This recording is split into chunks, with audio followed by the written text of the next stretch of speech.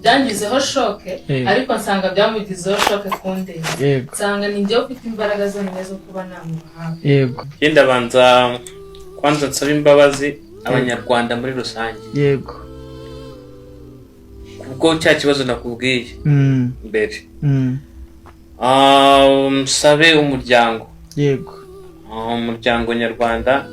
nivuga umuryango nyarwanda wumve FPR watanyi umuryango wacu kubera ko mpamvu ndasaba imbabazi igihugu umuntu mbere yuko asaba imbabazi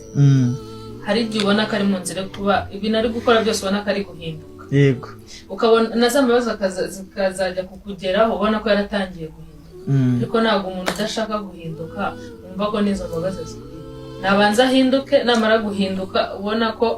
ari muri ya nzira yo kuza azajya kukugeraho gusaba imbabazi waramubabariye kera